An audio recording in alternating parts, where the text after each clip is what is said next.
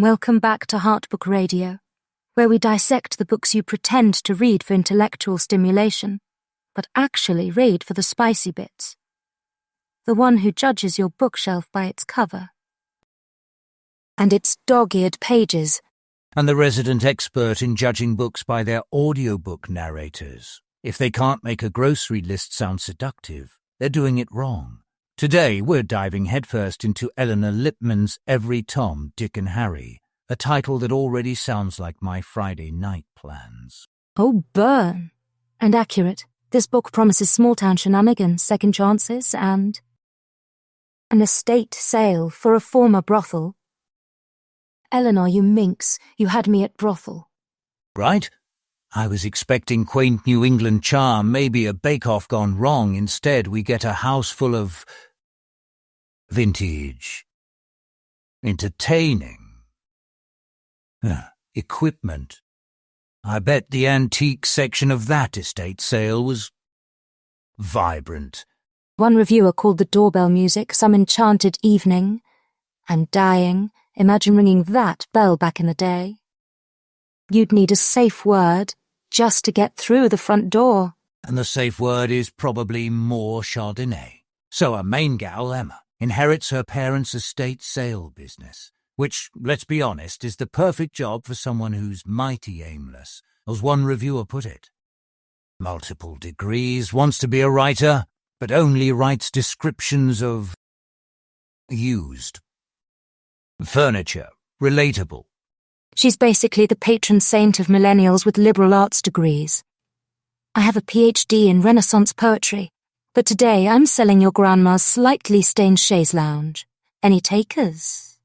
And her love interest, the small-town police chief, because nothing says romance like a partner who can arrest you for indecent exposure. Or maybe encourage it, depending on how the date's going. One reviewer was not thrilled about the police chief love interest, said the whole plot was offensive on several levels. I'm intrigued. Offended, but intrigued. Like watching a train wreck in slow motion, but the train is full of vibrators. Okay, that's vivid.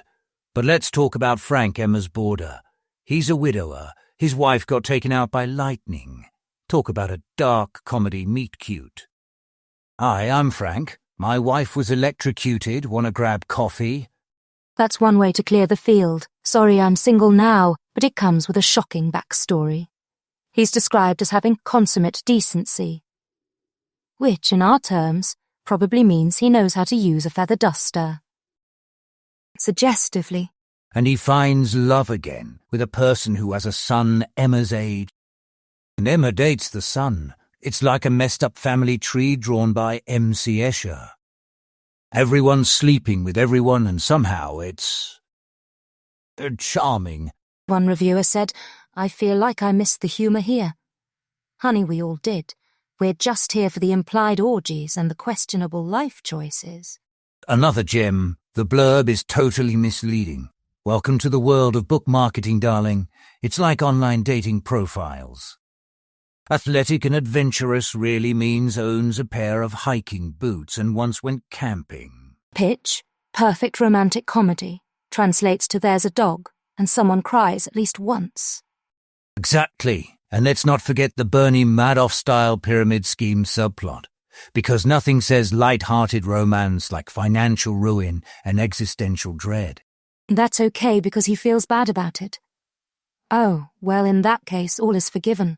I'll just tell my bank, sorry about the overdraft, but I feel bad about it. Problem solved. This book is a roller coaster. 1 minute you're chuckling at small-town gossip, the next you're contemplating the fragility of life and the ethics of selling used adult toys. Every character wasn't believable, but it helped me get through a long plane trip. That's the highest praise a book like this can get. It's the literary equivalent of airplane peanuts. Not satisfying, but it fills the void. Another reviewer said the story started out cute and had me laughing, but I felt like the direction ended up going all over the place, like a drunk octopus trying to assemble IKEA furniture. Or, like a plot involving a former brothel, a lightning strike, and a police chief who may or may not be into handcuffs. It's supposed to be a mess. That's the fun. So the verdict, is every Tom, Dick and Harry worth adding to your pile? If you're looking for a book that's as unpredictable as your last date, absolutely. It's got quirky characters, questionable morals, and enough second-hand embarrassment to fuel a small fire. And if you're into found family dynamics that are more found in a dumpster fire, this is your jam. Just don't expect a literary masterpiece. Expect an experience. A beautifully bizarre, slightly offensive, occasionally heartwarming experience. Like life but with more vibrators. And a much better doorbell. That's all the time we have for today, folks. Join us next week when we dissect a book about a vampire who runs a bakery. Because apparently blood isn't the only thing he's good at sucking. Oh, come on. I'm here all week. Tip your waitresses and remember, keep reading. Dirty.